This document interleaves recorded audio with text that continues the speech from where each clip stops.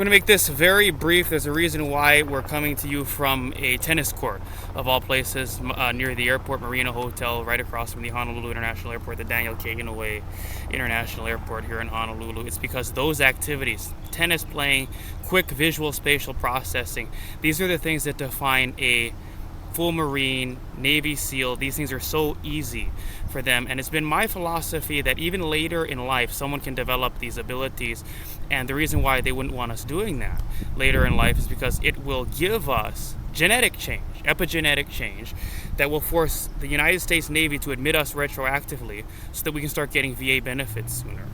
You know I'm crazy, but I ain't crazy. And this is really something I've thought about for a long time. Again, I went to Radford High School. They had an NJROTC.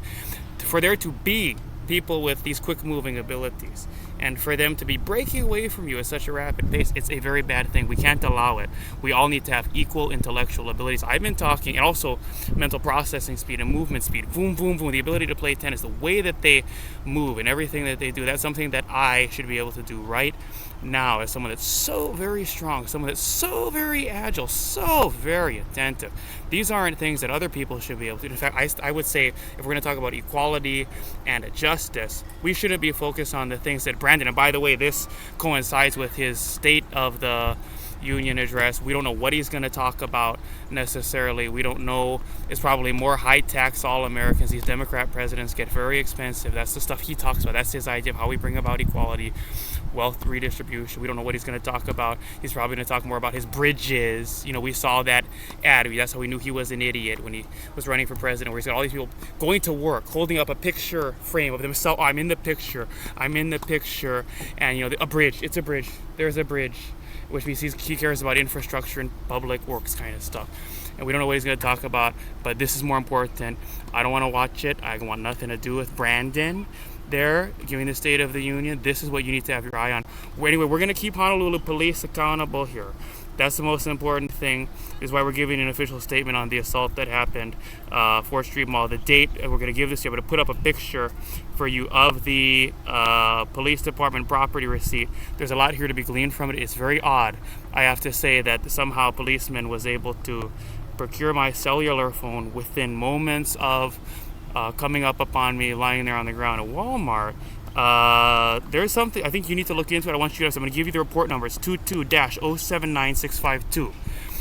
22-079652. You've got all the pertinent details there in the picture in this receipt, property receipt given to me at Queens Medical Center. By the way, speaking of public works, thank you to Wailupe EMS crew that night. Thank you to Honolulu Police again, to the extent that they are in the right on this. But I think we need to investigate the investigation. I'm going to leave that to you. Investigate the investigation. FOIA everything. Call them up. Find out everything you can about 22-079652, especially given concerns about my own freedom and safety because of what's going on in other places around the country.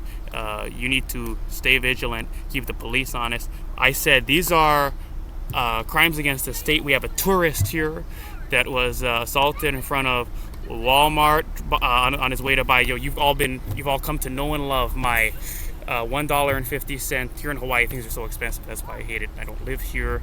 I hate it here. I want to get back as soon as possible to really get to a place where I think things are more habitable to owning investment property, to being someone that is defining the landscape, that is one way or another, whether it's through limited partnership, whether it's through directly owning fourplexes, whether it's whatever it is, or these new EREITs before Brandon dismantles the Trump tax plan 2016.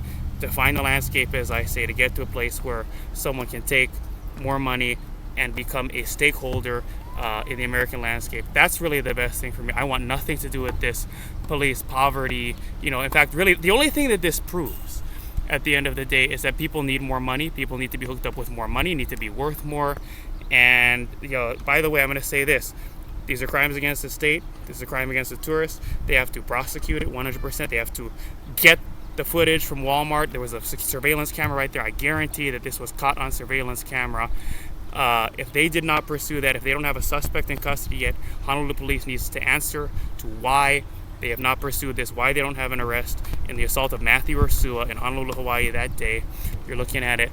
Let me get the date for you. I'm going to read it for you so that you know this was made out 26th of February. It's February 26, 2022. That's the date. It was a time element 2011. 2011 is a time element.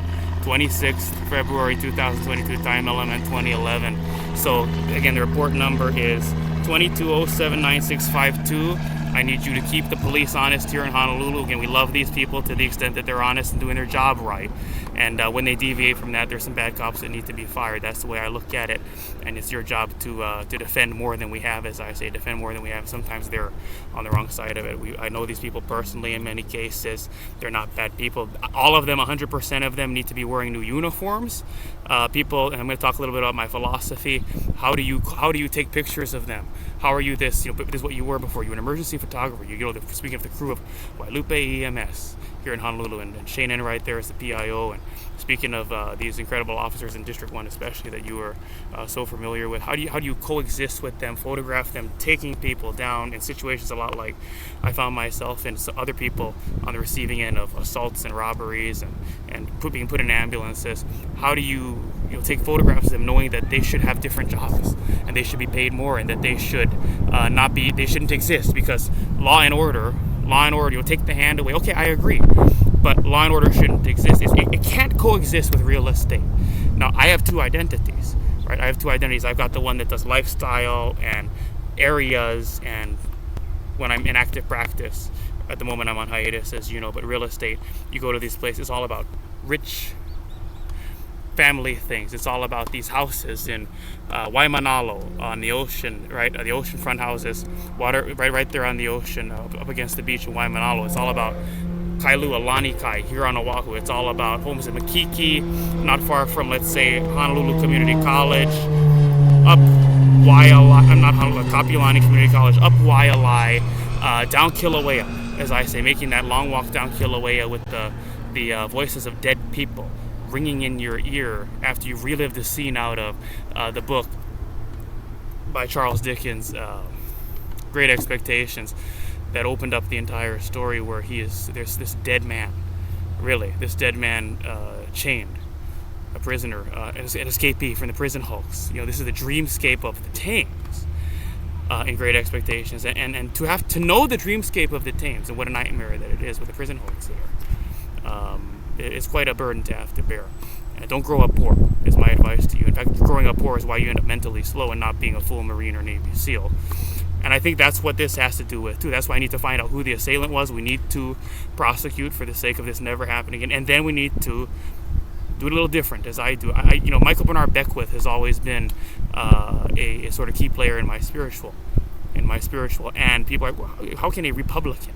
How can someone? But there's a lot of people. I met some people that are into feng shui in Las Vegas. This is what they do. Real estate. I was always the guy. I'm the guy wearing a suit there, right? And I'm a list of house. I'm the guy that pulls out the cards for the feng shui girl. If you want to decorate, do the home decor, get it in curb appeal, etc. Just to list it, I pull out the card for the feng shui. She has really good interior, and sometimes for certain kinds of the feng shui approach, it's really good. Looks really good. You bring people in, and it's got the energy. And she has a lot to say about it, and sometimes just offering just what they say about it is in itself, regardless of whether the science is whatever, it imbues what they do in it with truth.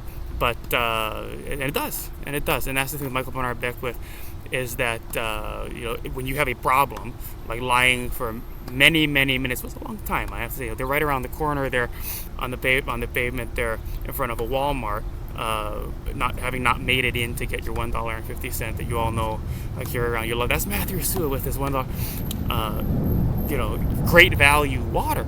And this is an emblem. A problem is an emblem of something very, very deeply wrong, personally, societally, and I think that again, these people, the fact they're wearing those uniforms, it doesn't exist in behind the gates of a community in, say, Summerlin, right, by Summerlin Hospital, not far from Summerlin Hospital, a town center kind of thing. So that doesn't exist in there. Some people put on those uniforms if they're lucky, for whatever reason, they're able to afford those homes, right? And good for them if they make it work that way, whether it's from a gift or whether their income, because of the level they made it to in a police department, enables them to afford it, or they've got multi-generational wealth that has been passed down their job, whatever it is. I'm glad they can do that, but they put on those uniforms, leave the gates, and hop into a blue and white, or in Vegas, a LVMPD, white and black patrol cruiser for a police interceptor, and that's the job that they do. But it's a different world, and they're two separate worlds. And I think more and more as they collide necessarily, there's going to be fewer police, fewer lawyers, fewer DAs, fewer defense attorneys, fewer judges, because the whole system's been judged.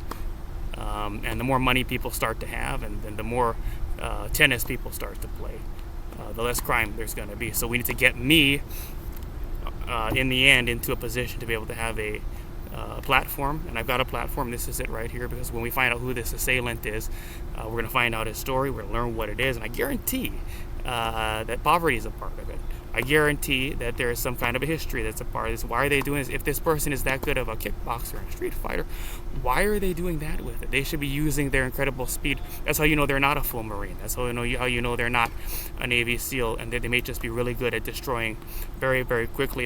And this is why I said we got to let them make sure we keep these police accountable, that they investigate it 100%, that they arrest the suspect in this assault against me and this robbery again, because no one should have to be, it shouldn't be mandatory that your level of safety in the streets, when your level of safety, how safe you are walking through the streets. This is Honolulu.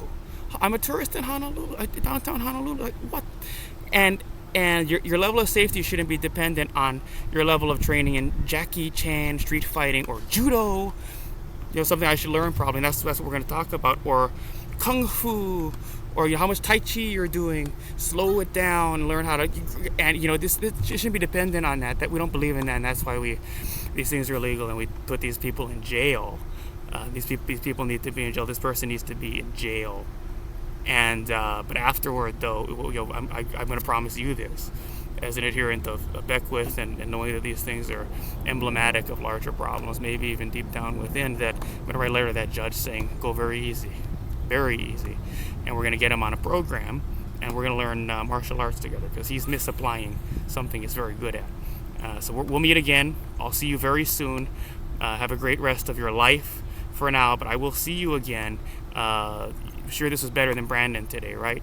So take care. Mathew Ursua is with you 100%. Let's defend more than we have. Defend real estate.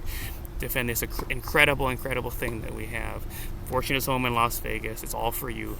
And we're here in Hawaii, where it's high on the map. We're going all around. And for all of you that are in these roles, I'm with you.